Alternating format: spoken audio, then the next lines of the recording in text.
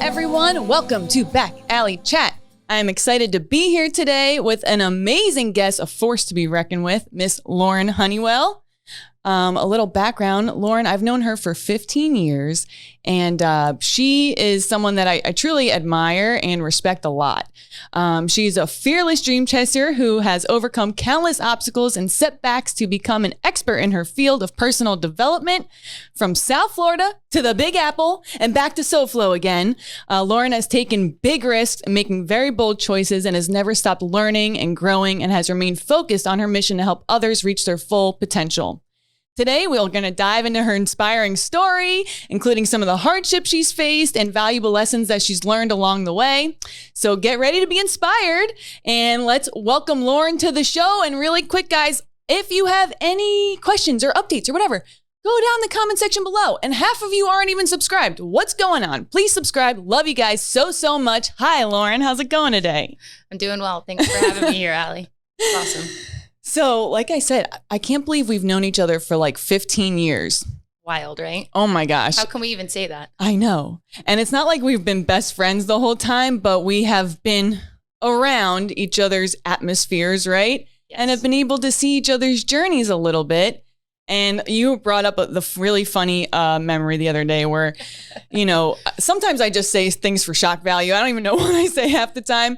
But a very long time ago, Lauren, I wish I knew what you were doing to make me say this, because I know it didn't come out of nowhere. But I said, I would never date you. My response was, I would not date you either. I was probably just pissing you off. You know? But we're never getting married. So that's settled. We're good. We're good. So, Lauren, tell me a little bit about where you come from, a little bit of, about your childhood and just like what that looked like for you. And then we'll get into the good stuff. Yeah. I actually, I'm really glad you asked this because I was thinking about it earlier, and with your listeners, I think this will resonate.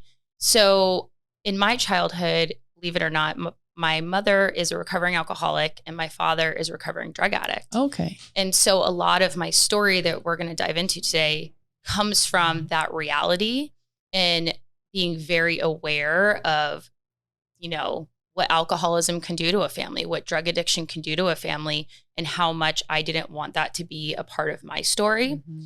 And while we know that that is a disease, I do believe that there is work we can do that can help us to not go down, the wrong street, so to speak. So that's where a lot of who I am and this dream chasing and this risk taking comes from. Is, specifically for my mom's side of the family where, she really had a lot of challenges with drinking, but I personally believe that it wasn't just alcohol. Alcohol Mm-hmm. was the cover up. Mm-hmm. And below all of that was major anxiety, coming from an Italian family that does not want to talk about anything. Let's sweep everything under the rug. And there's just been mental health and all sorts of issues. And so I've basically made it my life's purpose to avoid any of those issues, which, knock on wood, I won't do it here because you hear it in the mic, that I have not had those issues. But it has taken a lot of work and a lot of deep diving and digging and learning about who I truly am so that I can, not have that stuff happen. Yeah. And being aware of it, right? Because they often say alcohol is a symptom, right? It's but a symptom to a much larger problem that a lot of us are dealing with. So what was it like growing up like that? And what do you think you learned from it? And what did you take away from kind of growing up in a household like that? And your mom's sober now, or? Yes, my mom is sober. Awesome. My dad also, he's recovered as well. But I didn't see my dad in active addiction, but I did see my mom in active addiction. And so I was about 12 years old when she started to, truly become an alcoholic in the sense of hiding the bottles of wine, filling them up with water, trying to trick me at 12 years old. Wow. Or like bribing me into like, I'll get you McDonald's or like a Blockbuster video, if anyone knows what Blockbuster is anymore, aging myself. And so I saw that and I just saw a lot of pain. And she was recently, getting divorced and our family was, like breaking up, and it was really challenging. It was probably one of those pivotal moments in life. And you're thinking, wow, a 12-year-old, right? But I can remember that time like it was yesterday. And of course, at 12 years old, I wasn't like, go dive into personal development and, heal yourself. I was just like, what's going on? And how can I get my family back? So that was how it started. And then she eventually got sober and then relapsed. And as we know, when you relapse, you go right back to where you left off. And then We'll probably dive into some of the story here because at around age 25, that's when I had this kind of pivotal moment in my life too, where I had just gotten out of a relationship and I didn't see great examples of relationships in my life. And so because of that, that where we hang out and stuff, and like a lot of people, a lot of drama was happening at that time in my life. And I had this moment. I was sitting on the patio of where I lived and I said to myself, you're 25 years old. You just got out of this relationship of 3 years. Your life is kind of just the same, whatever. I was like, well, maybe I'll move to New York. And I was like, whoa, but can I do it? And so one of the feelings I had though, when I had that thought was my mom was back drinking again. And so, she had gotten clean for about 7 years and went back out. That's a long time. Yeah, it was a long time. Wow. And she went back out and it was bad. It was really bad. And I thought I was going to lose my mom at that point in time. But I said to myself, you know what? You got to live for yourself. You can't live for other people. And you know what? Living for yourself could potentially help save that person. Right. And by the grace of God, my mom is now sober. And did you ever take on like a caretaking role with your mom? Did you ever feel like, or did you feel like you ever needed to stay close with her to make sure she was okay? And did that ever impede you? Well, because we got going early, but before 25 of moving on or doing other things like that? Yeah, I definitely feel that there was a huge caretaking role. Huge. A lot of people have said to me, you're the mom in the relationship. And there were many times, from, when I was like 18 to 25, the ups and the downs and, just like calling her phone would be off. I eventually said, I'm going to pay for your phone because I need to be able to reach you, which like that is not generally the kid to the parent role. It's normally opposite. And I just would be like, can you please check in with me? Can you let me know you're okay? So there was definitely a lot of caretaking. We did live together for a brief period of time during that phase. And there was a moment, I came home and the window was broken. I was like, what the hell is going on? And I went inside and there was glass everywhere.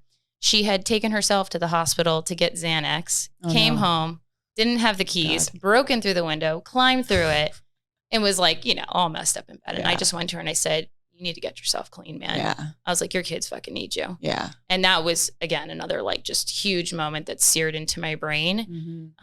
Yeah. Any advice for young people that might be dealing with that right now? Because I grew up in a similar household, and granted, my dad gave me everything I needed, right? For what it's worth, but he still has his issues. And I know a lot of families 1 in 4 families deal with this. 1 in 4 children grow up with a family who, a parent who is an alcoholic. It's really alcohol. It's a huge problem in our country. I talk about it all the time because I just think it's poison. It's very scary drug for me. So any advice did you ever do like adult children of alcoholic stuff or anything like that? Or what would you tell them to do? So I did go to Al-Anon. I personally did not like it. Yeah, and I'll tell you why. Tell me.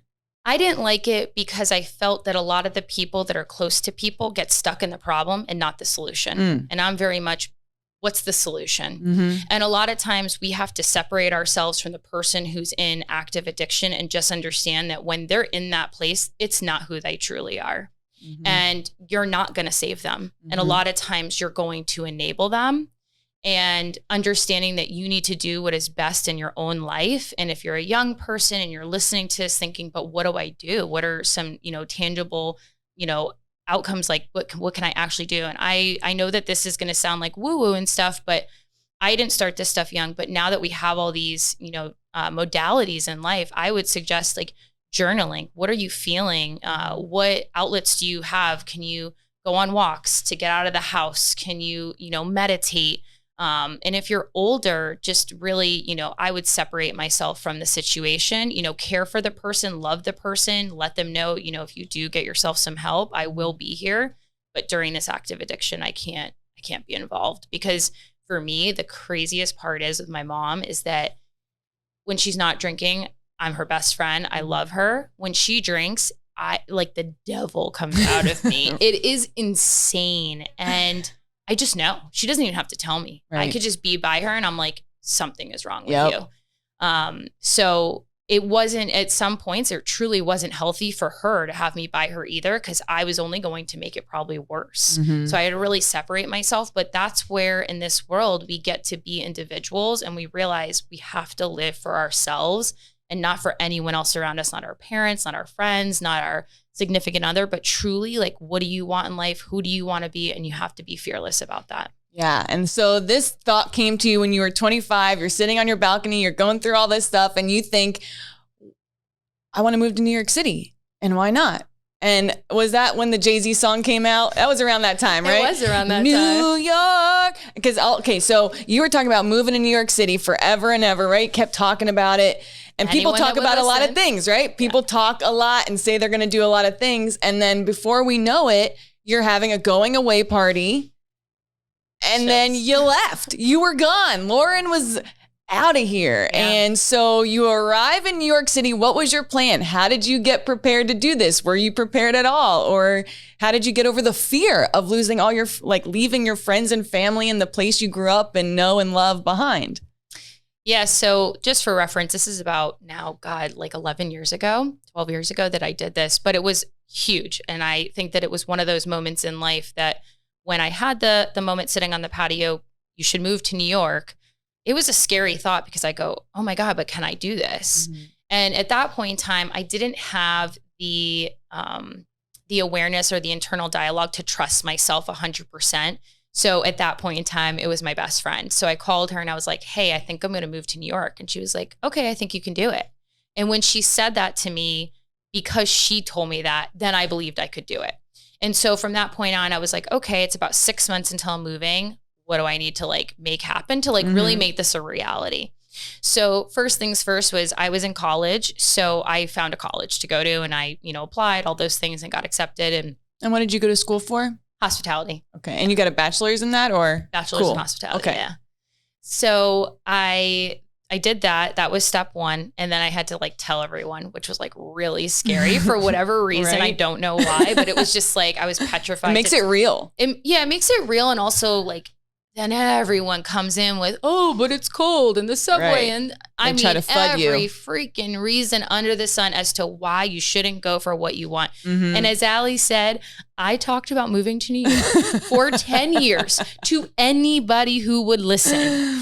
And so the fact that I was about to make this a reality was so exciting, but also like I had no idea what I was doing. And you'll hear this from most people, entrepreneurs, anything. If I knew what it took, I might not have done it. Right. So, had you ever been there before? Oh yeah. I'd been there like 9 times. Okay. Yes. So you knew, you knew you loved the city. Yeah. I went there when I was 16. I stood in Times Square, which when you live there, you don't go there. You avoid it like the plague. But when I was 16, I stood there and I just said, this is my place. These are my people. And this is where I want to be. Cause I've always been very driven and motivated.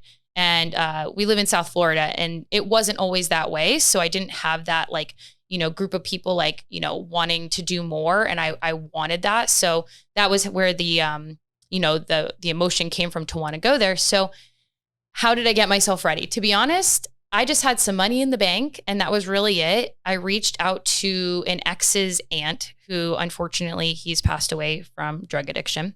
So as you can see, that's been a theme in my life. And I reached out to her and I said, hey, I'm moving to New York. Would you mind if I stay with you for a couple weeks, while I look for a place? Looking for a place in New York City is like buying a house in South Florida. Okay. First, last, security, like you name it. Zoom wasn't a thing back then. Right. So they wanted. What year was this? This was 2011. 11. Yeah. Okay. Yeah. 2011. And they wanted you on site. They wanted you to go in. They, you needed co-signers, you need credit, you need all these things. And I'm like a young kid. I don't know my ass from my elbow, you know? And so I kind of went there with no place to live. So I literally went there with a dream and I asked her and she said yes. And then, it's funny when you start taking steps in your life towards your, cliche, your dreams or what you want to do, life really does. Like I always say, I felt like I had this like lucky cloud over me or like the universe guiding me and protecting me like the whole way through. And so I moved in with her and I realized quickly, like I wasn't going to be able to travel from her house to the city. It was too far. But you don't have that concept when you live in Florida and you drive a car and everything's 20 minutes away and like it's easy. Right. So you have no idea. So she had a second cousin who was 70 years old, a feng shui master. And he was awesome. Cool. Or no, Tai Chi master. Okay, I was like, feng shui. Wow, it must have been really decorated well. It actually was not. So yeah, wrong one, Tai Chi. But he was very cool, very calm. And I actually consider him a mentor and someone who really took me under his wings. So she was like, listen, I have a second cousin. He has a bedroom available. It's called the Moon Room. Okay. I was like, okay. So I went there, checked out the room. I'm like, whatever, this will work. I'll take it. $800 a month, whatever. He's cool. Let's do it. Because when you're going for something, you just got to grab it. Like if you're going to be picky, you're not going to, what are we doing? You're not going to get what you want. I agree. So that was how I moved. But the one thing I did do, and I really always suggest this is, and I tell this to people too, is I say, handle yourself like with kid gloves, right? So I'm making this huge move to New York. What if I hate it? What if I go and I absolutely hate it? And I like move out, I sell all my shit, I sell my car, and then I'm like, but I want to go home. So what I did was I actually booked a ticket home 3 weeks later. And and I didn't sell my car. And I said, you know what? Just in case, just go. If you hate it, you can come back. I literally had that talk with myself. And I went, and believe it or not, the first night I was there, I did throw up. I like in the middle of the night, I was like, what the fuck did I just do? Like, I just left my friends, my family, everything I know for like a dream. Like you didn't even have a job at the time. I didn't have a job. I didn't have friends. I had nothing. Yeah. The only thing I had was school, which like, I mean, if we're being honest, you can go to school anywhere, right? So that's not really anything. So that first night I got over it, but I did like walk around on the streets and like someone came very close to me, but like, that's just New York. And I was like, oh my God, are they going to rob me? Which is like, you get used to all that. So, but funny enough, within those 3 weeks, I did go back to Florida. I took the flight home and it was Labor Day weekend to celebrate with friends, but I managed to get a job. I had my school, I had my home, and I started to make friends. Wow. In 3 weeks. That's amazing. 3 weeks. And isn't that funny, right? I had the ticket back in 3 weeks and all that happened within 3 weeks. And the funny thing was it was like the first Friday I was there, I made the friend. Through that friend is how I got the job. And then you probably don't even know this, which is going to be hysterical. What? So I went to the job interview. It was, it was called Duke's. It was a restaurant. I was going to be a waitress. And I'm interviewing for the job. And the guy goes, oh, you worked, at the Kava bar, right? And I was like, yeah. And he goes, oh, do you know Adam Lynch? And I go, yeah. I go, he's one of my regulars because I worked there for 7 years. And he goes, I went to college with him. I'm like, what? So, oh my, what a small world. Crazy. So I think that's definitely part of the reason why I get the job. So thanks, Adam. Shout out to you. Yeah, love it. Yeah. So that was it. And then, the rest is not history. There's a lot more that happened. So you finished school eventually. How long did that take you? Like a year or two? God only knows how long. I'm on the 20,000 year plan. So I graduated when I was 28. And if anyone has gone to school, you know how it works when you leave states. They, half your credits are gone. So I think I did like 6 months or a year extra of credits, but I didn't really care. But I graduated when I was 28. And so you were working in hospitality. And I think you've always had like multiple jobs, because I know even down here you had your sassy girl hooping or whatever. You like Lauren can say seriously hula hoop. Okay. I know it doesn't sound like a talent, like a hula hoop, whatever. She can put it around her neck and her legs and fly it up in the air. It's very cool. So I know that you were doing that kind of stuff, which is awesome. And working multiple jobs, but then something, and stop me if something big happened before, because I'm sure a lot happened while you were living there. I know you were in a couple different relationships, right? Or one or two? One. Okay. You had a boyfriend when you were up there. Tell me, what happened where the big change happened before Victor and COVID? What was your life looking like right before that change? Yeah. So actually, there was like a big moment. So, we're not going to go through the whole life story. We don't have that much time, right? It's also not that interesting. The hustle and the grind of it all. You just work and you go to school really is what happens. But I graduated, I got into corporate and I got promoted after I was like an executive assistant for about a year. And then I got promoted and I was a catering manager at a law firm. I was in a new relationship. We had been together for a little while now. And at that point in time in that relationship, we matched, but not 100%. And I remember him one time saying to me, like, what more are you looking for? And if any of you are out there looking for relationships, it's challenging. Yeah. And I said to myself, I guess he's right. Like, what more am I looking for? I guess I'll just, this is it, right? Settle. I've got the job, I've got this, but like in my mind, I didn't think like I was settling. I thought, okay, maybe this is the right thing, maybe. Right. But here's the deal: when it is the right thing, it's a fucking hell yes. Mm-hmm. Were you able to curse on this? Yeah, okay, yeah, you can curse. You're good. Some podcasts. Yes, it's back alley chat. I figure, but I just want to check in. So I said okay to that relationship. I was in this catering job, and then it all kind of came to like this crashing halt, right? And this is something we'll talk about too. Is that when you're on the wrong path, universe, God, whatever you believe is going to come in and say, absolutely not. This is not the way you're supposed to go.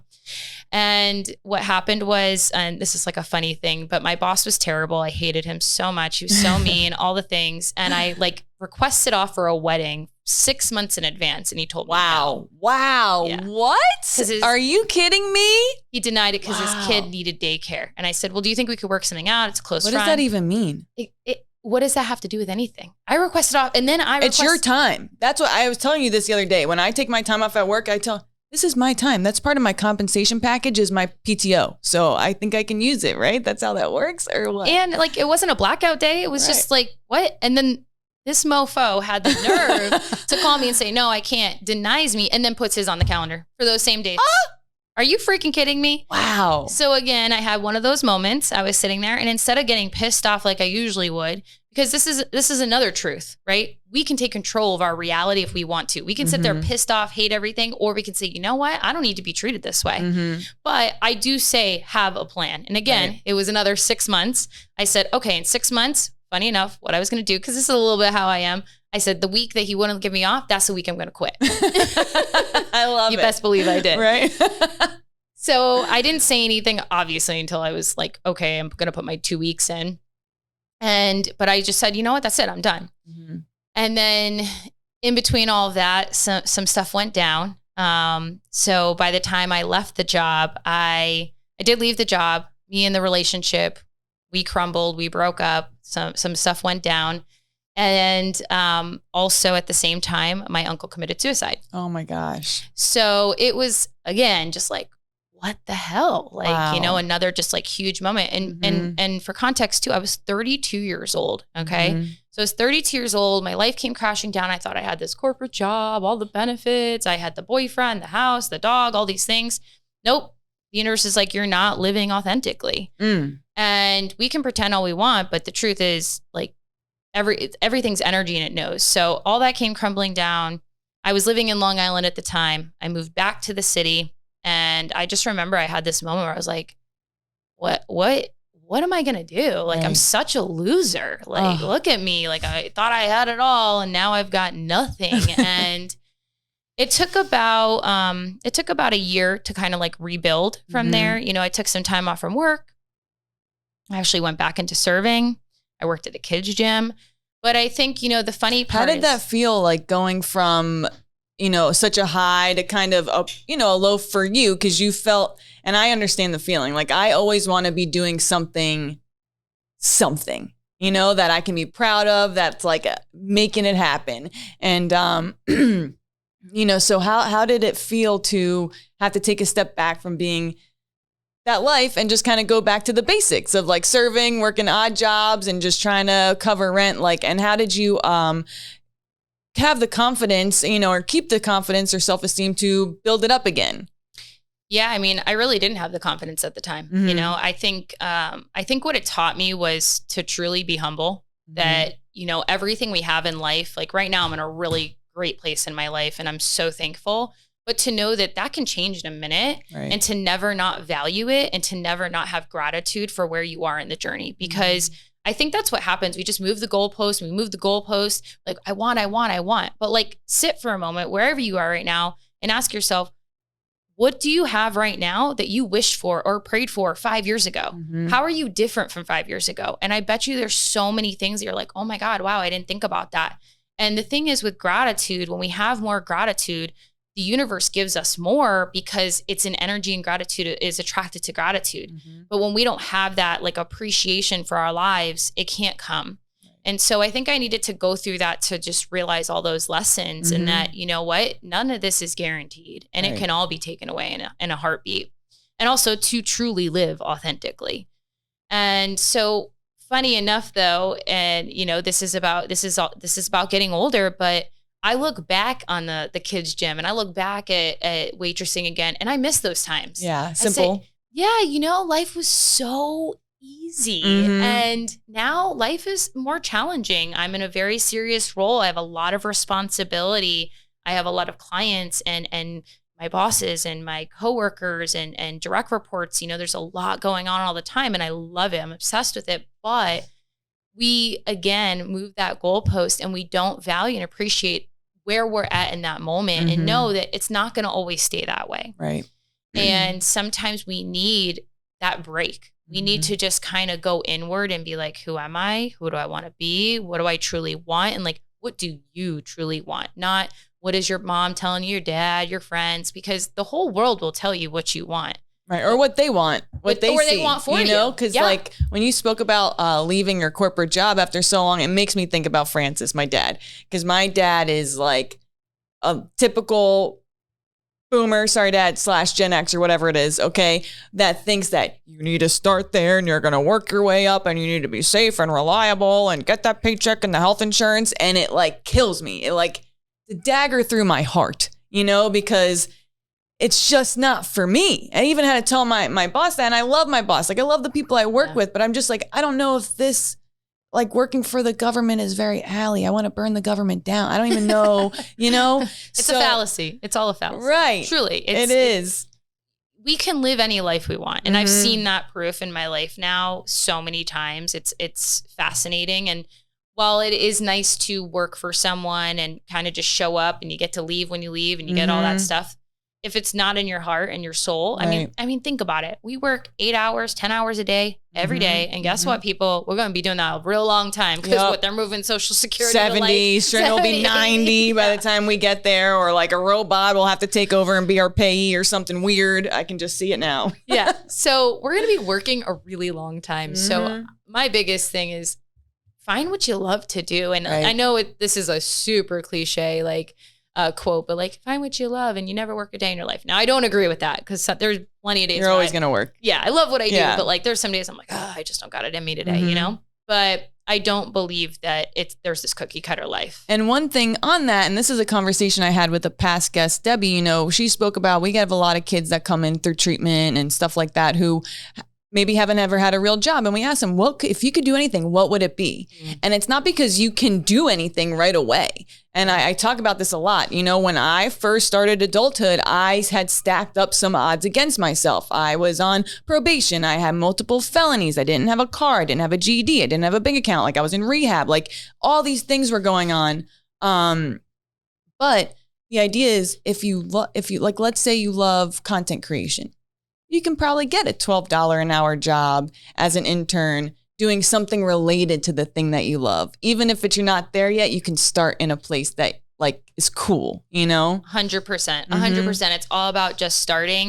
You don't want to wait. Just get in the game. You know, even if it's your own Instagram, even if you make a fake one, whatever it is, like just start. Like take that step. And funny you should say that because I had, you know, I do like Oracle cards and stuff where you like pull them and something said, you know, take one step and by the end of the year, you're 365 steps closer. And I was like, wow, that's so true. Like you don't think about it like that.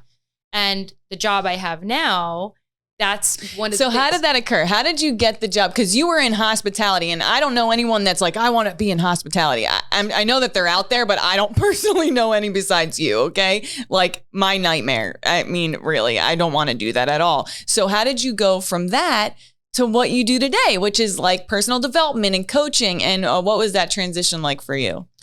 So after I was at the kids gym and I was waitressing again, I had an old boss, and again, the universe, right? I had an old boss randomly reach out to me and she was like, hey, I GM at this restaurant called Ja Ja Ja. Do you want to come and work here for us? And I was like, okay. So I was managing there. And I love that it's called, you know, Ja Ja Ja, or right? ha ha ha, because I have now learned, and I'm going to get it tattooed on me, that the universe laughs with you, not at you, right? So everything that happens in life, it's like ha ha ha. So that's just how I look at everything. Because all the things I said I would never do or whatever happened. So never say never. So I was doing that. And while I was doing that, I had this opportunity to move in a studio apartment in New York City. And if you know, New York City is very expensive. Mm-hmm. And so my rent was going to go up like $500. And the restaurant made good money, but I had already like allotted all my money. And I was like, damn, like, where am I going to get this extra $500? I was on Instagram and I happened to see a story from this girl I followed. And she was like, I'm looking for a part-time executive assistant, 10, 15 hours a week, like $20 an hour. And I was like, you know what? I think I could do it, because something else I learned is when I was young, I would put a bajillion things on my plate and I would crash and burn. And it's like the worst thing to do, because you don't want to burn bridges in life. You don't want to disappoint people. You don't want to disappoint yourself, because then, you have those like failure vibes and like, that's not fun. And so I really thought about it. I was like, okay, then the next day I'm going to apply. So I woke up the next morning and I applied. And by that evening, I was asked for a job interview. Wow. So I get the job. I mean, I take the job interview. I had 3 interviews. And on the last interview, I was interviewing with my actual boss, because the other ones I wasn't. And she said to me, and I knew she was going to ask me, she said, what do you want your life to look like in 5 years from now? And I said, I knew you were going to ask me that. And my answer was, I said, if I get this job, I feel that it's going to change my life, and that I won't be able to say what my 5 years will look like, because this job will change everything I see. Wow. Little did I know that's exactly what happened. So I was still at the restaurant, and also, again, as Allie said, I was hustling, and I had this job online working 10, 15 hours a week. I had no idea what I was doing. It was it's in the coaching industry. So my boss is an online business coach, and she teaches people how to build group coaching courses online using their expertise. And, I was writing birthday cards and just doing all these like little like dumb things, but I was just like, all right, this is really cool. I'm vibing with this. All right, I could do this. And then funny enough too, at the restaurant, I was up for a promotion to be GM.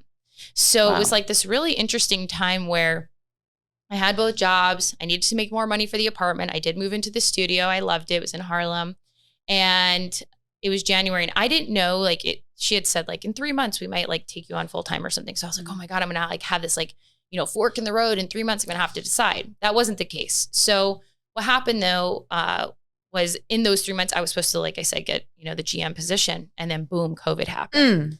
And I was living in New York City. Like, oh, I felt so bad for you guys when COVID was happening. It was not good. It was not scary. Good. It looked scary up there. It was just, like eerie. Yeah, it was New York City. It was so eerie. Everyone was so on edge. Getting on the subway, there was literally nobody. You're like by yourself, which, funny enough, there's a power in numbers. There's safety in numbers. And when you're by yourself, it's actually like scary. Right. So it was unsettling, and I was, an essential worker. So I was still going in, but it was kind of like a blessing in a way, in the sense of having the both jobs, because I would do my other job at the restaurant. No one knew that, of course. Right. And no one at the restaurant knew I had another job. I'm like very much like that. Like, my life is my life, and I don't share with anyone. So I did that for almost about a year. I worked at the restaurant while I was an executive assistant on the side. And then again, November came in 2020, and I was stamping bags, and I was just like, bro, like, I am trading time for money. Yeah. Like, yeah, I make decent money, but damn, I feel like I'm getting dumber by the minute. And not to degrade anyone that does it. I have done everything. I've cleaned toilets. Like, I've done it all. So I'm just saying, I was an older woman. I was 33, 34 at the time, whatever. And I was just like, I've got to figure something out. What am I going to do? Like, if I have kids, COVID hits again. The restaurant wasn't open. It was scary times. Right, yeah. And I was like, I need, stability. I need job life security. Not that we ever have that, but there are some more senses in life where you can have that. And so it was November, and I got, again, a hit. You got to quit the restaurant. I was like, shit. Hits, man. So trust your nudges, listen to your nudges. They're scary, but they will lead you in the right way. And so I decided, I put my notice in. By December 20th, I was done with the restaurant. My, part-time job had zero plans of hiring me full-time. They knew I was leaving, and I did, go to them and say, hey, like, I'd like to work some more hours. Can you pay me more? Because I'm now at this point, I'm doing a lot more than just executive assistant stuff. And I knew that, but I didn't know what I was doing. I just, I was in my purpose, but I didn't know that yet. And so the job title I have, I was already beginning to take on those responsibilities. But again, I didn't have that wherewithal. I just was doing what my soul, what was telling me to go do that. And so by March, they ended up hiring me full time. And it just was these random crazy events that happened. We went to a retreat and I read this book and I realized, in the book, it said the position that I was, which is called integrator. The book is called Traction. If anyone knows it out there, it's a phenomenal book on entrepreneurial operating system. And it teaches you how to build a business. It's so good. Some people hate it. My boss hates it because it's not for her. It's for my type of position, which is basically a COO, operations. I make sure all the projects are going smoothly. But I went to a retreat with her, a team retreat, and I was like, this is what I want to be. And they had gone to a mastermind with their mentor, and the mentor was like, you need to hire this position.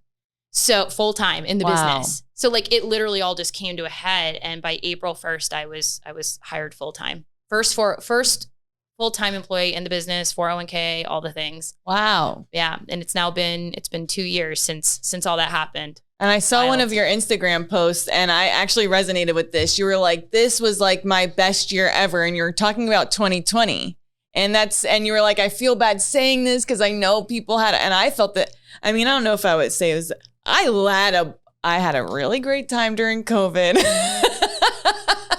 It sounds so bad to say that, but I was getting out of a very bad relationship and I was moved into my condo and I had big job changes. But I also, COVID gave me the opportunity to pause. Yeah. And to see what I was doing and what I needed and, what Allie needed for me to be better and be okay and to get back into a healthy point, so they called it the Great Reset, right. And serious because we all had to take a step back. We all had to say, wait, am I living my life the way I want to be living my life? And we weren't, kind of the rose-colored glasses of life kind of came off. We weren't traveling, we weren't hanging out, couldn't go do things. So the realities hit of wait, am I happy? Yeah. Yeah. So what brought you back to South Florida? Because you at this point, you're in New York City for 10 years? Yeah, I was in New York City for 10 years. Wow. Yeah. Oh my gosh. So it was funny. I'm in a new relationship and not new anymore. It's been 5 years. How did you meet Victor, by the way? Well, you're going to have to hear that full story on my podcast when it comes out. Okay. Pluggy, you have a name yet? Just Show Up. Just Show Up. Oh, and you have a little class on that, right? Yeah. Can we plug that too? Okay, go ahead. Okay, so basically, he was my employee. Oh. At the corporate gig. Sleeping with the boss at the corporate office. Unbelievable. You are fired.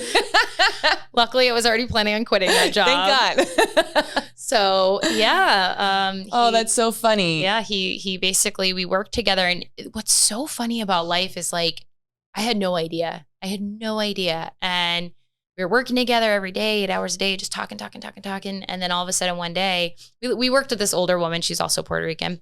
And she was like, if you don't tell her, I'm going to tell her. And he's like, no, I'll tell her. And I'm like, tell me what? He's like, I like you too much to work with you. And I was like, oh, shit. What? Okay. Oh, my gosh. And we were both in relationships. So, yep, like I said, when you're living inauthentically, the universe just comes in and whoo, wham, bam. Right. They're like, no, go this way. Lauren, yes. That's what God does to me or my, higher power. Yeah, 100%. No.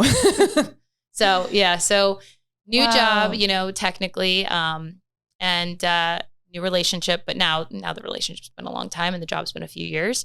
But what made me move back again? I came to Florida. It was 2021. And you were like, wow, this is 10 times better than New York City is right now. I got to come back to the roots. Yes. Not to get Sorry, I know you love New York. Lauren loves New York City. I love New York City. And me, Die so hard. I had to I lived there, not live there, but I stayed there for a week while my, I know, a whole week while my film was airing at, that's right. It was like by NYU or whatever. It was, no, you were down by, I think, the East Cinema Village, right? You were by the East Village. I know exactly where you were. Yeah. I have no idea where I was. Theater. Yeah, I was staying there. I didn't even bring a jacket with me because I'm like so stupid. I didn't have one, you know, like living down here, I didn't own a jacket. So like the movie theater owner gave me one to borrow. And I was like living there because I was like going to work every day. I had to watch my movie like 8 times a day and meet all these people, which was great. But I was like, this is so hard. Like walking in the cold, trying to figure out the subway. Like I want to go back to my car and Florida and the beach. And that's it. So and not freezing cold weather. Right. So cold. Well, that's funny you should say that. That is one of the reasons why I wanted to move back too. As I got older, I was just like, what am I doing? I've done everything in New York. I've gone everywhere. I've seen everything. And everything's hard. It's hard. Really freaking hard. Yeah. And it's really expensive. And I started to hear myself constantly say, I can't. I'm like, no. You can, just not here. Right. Wow. And I came home 2021 January and like, yeah, everything was open here. And I was like, well, this is nice. And here's why. Like, I don't want to get political, but there are some realities of life. And one of them was when I was in Florida, no one was talking about it. And it's like, oh, this is a breath of fresh air. Right. But in New York, it was all everyone talked about. And then the vaccines. And it was just so exhausting and draining. And everyone was angry, pissed off. And like, just the energy was it's not what New York is known for. You know, like New York is known for individuality. And all of a sudden, if you didn't have one viewpoint, you're X'd out and you're iced out. And like, you're not walking on the street with a mask, you're a murderer. And I was just like, this is exhausting. Like, I'm tired. And meanwhile, keep in mind that I was working as an essential worker during all of this, being treated like not very well because people are like cuckoo. Yeah. And so the other thing was like, they were like doing like vaccine cards. And I was like, this is getting crazy. I was like, I got to get out of here. Like at the end of the day too, think about it, everyone. All right. Where do you want to be if the end of the world happens? Not in New York City. Okay. Right? And like, we didn't know what was going on. I'm like, I'm going to go where the guns are. Okay. Right. Going to safety. I'm going to Florida. Right. They don't care. They're cool. So I came down here, visited, saw that. And I was like, you know what? I think I'm going to move. But funny enough, this is actually very funny. I saw something online. I'll tell you later the back end of it. But I saw something online and it was like some drama within like the cruise. And I was like, oh, I don't know if I want to move back. Because I don't want to go back to any drama in South Florida. Because back when I was here in 25, there was so much drama. But now everyone's older. No one has time of day, which is thank God, because life is so much better without drama. And then after that, I was like, you know what? Maybe I do want to move back. And so I asked Victor, I was like, do you want to, go to Florida with me? And if I don't get an answer in like 0.5 seconds, I'm like pissed off. And he was like, I need to think about it. I'm like, well, how long do you need to think about it for? Like, do you have a date? So it was like middle of January, I think. And so he said, by February 1st, I'll give you an answer. I was like, all right, fine. So February 1st came and he's like, all right, let's do it. I was like, really? And he's like, yeah. I was like, okay, cool. So we were, we looked into it and all that, but, and then, so we looked into moving back to Florida, but we were just boyfriend and girlfriend at the time. And a month later we ended up getting engaged, and I kind of had a feeling we might be getting engaged. So I didn't want to like pressure him and like move, like, let's get engaged, all these things. So I would like try to take it slow, cause it's a lot of change, but we ended up moving back to Florida June 2021, and it'll be 2 years this year. Wow, so, went by so fast. How are you liking it? Are you happy that you came back? And like, give us what Lauren's life looks like today, 15 years later from her being on her patio, like, I gotta get out of here to, where you are today. Cause I have seen you grow like as a human. Like you're a person that when I see you, I know that I'm going to be able to have like a substantive like conversation about like really cool things. And I just love that about you so much. It's one of my favorite things about you. So tell us like what it looks like now, and are you happy? And like, what does 5 years from now Lauren look like, Yeah. I'm going to ask you the interview question. So currently, Florida's wonderful. Again, trust your intuition, trust where it takes you. What I wanted, I always tap in. It's not like, oh, I just want to go back to Florida. That's it. Like that's not really a reason. It's like, what is the deeper why? Because you can live anywhere, right? So what is that deeper why? And my deeper why was I wanted to feel grounded. I wanted to feel at peace. I wanted things to be easy.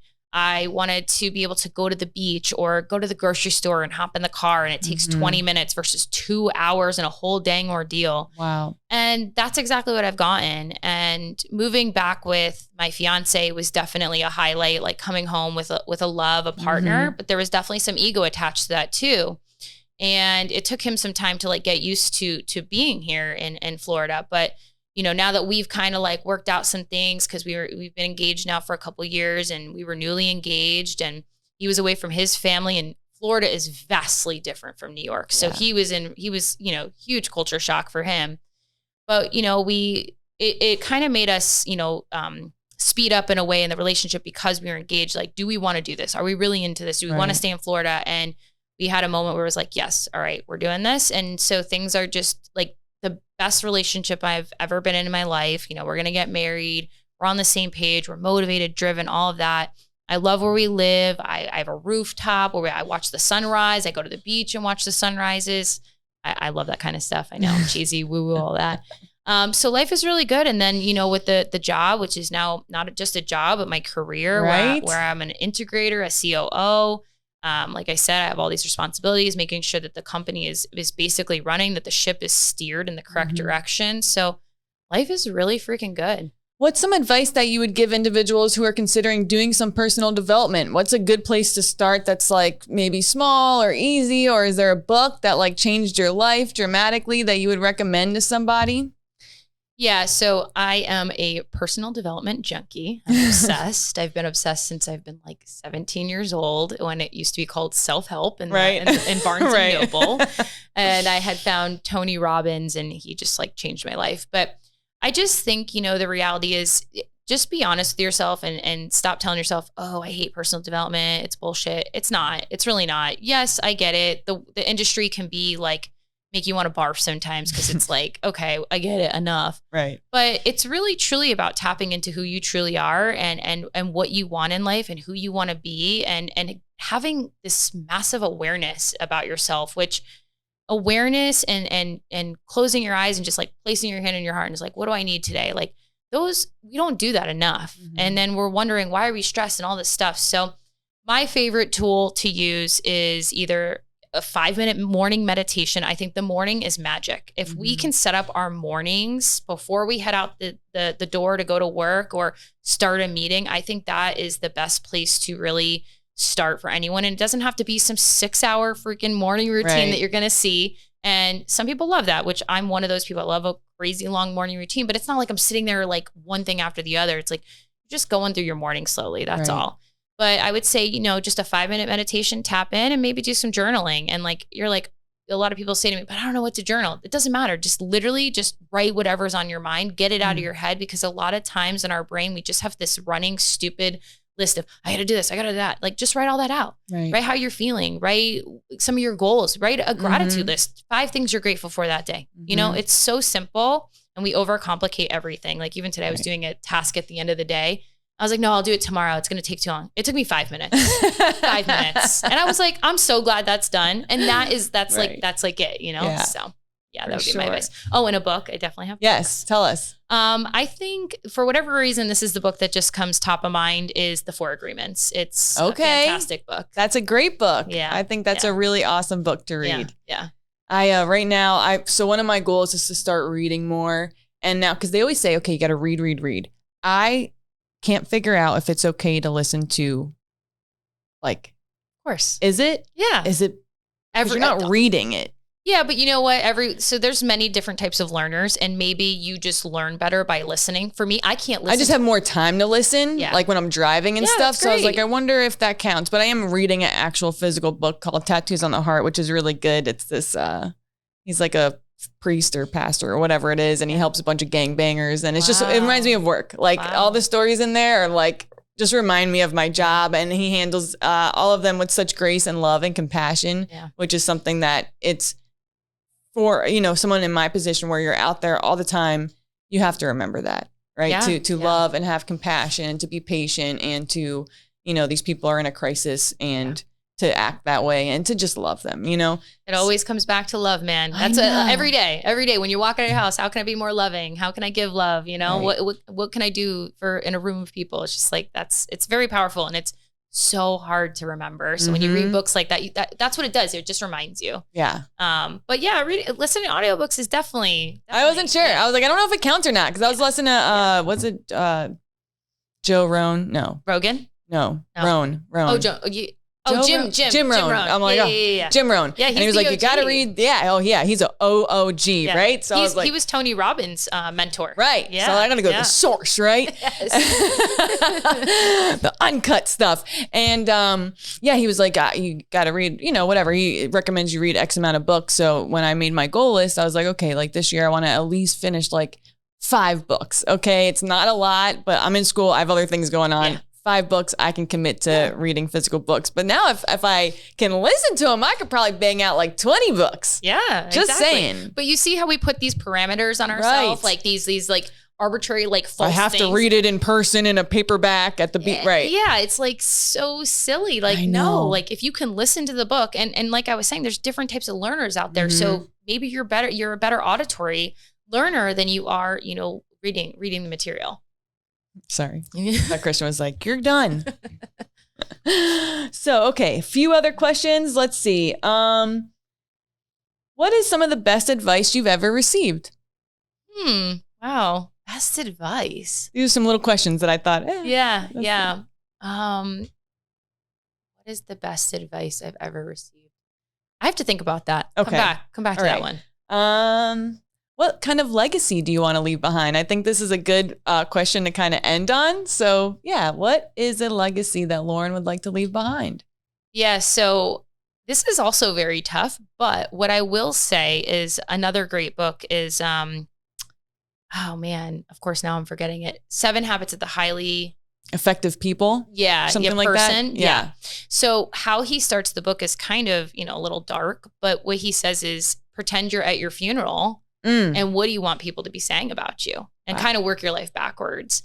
So I guess that if I was just to say right now what I would want my legacy to be is that, you know, I help people lead better lives. I help people to see that there's possibility and what their dreams are, that you don't have to work the traditional 9 to 5, that you can be on a team that you love. You can work with people that care about you and have your back.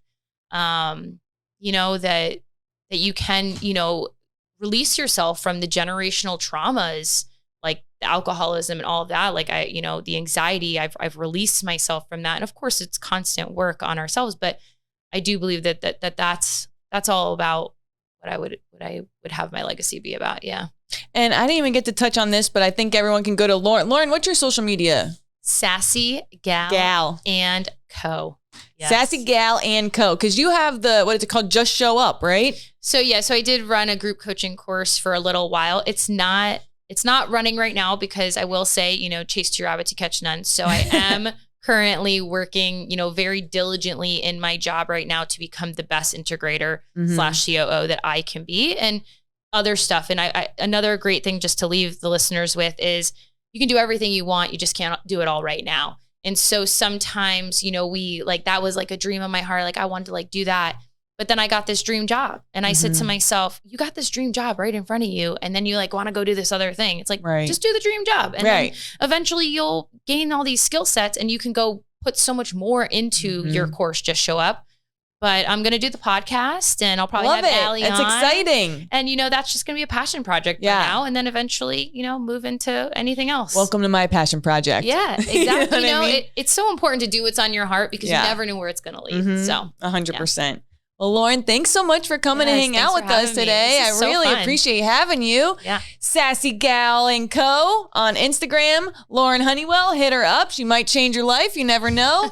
And as always, you all, thank you so much for watching Back Alley Chat. If you haven't subscribed, please do like us, rate us, leave a comment. Let us know what your favorite part of the podcast was. And number 1 addiction and mental health podcast on the planet, growing, we think, in my opinion. Love you guys so much, and I'll see you next week. Bye.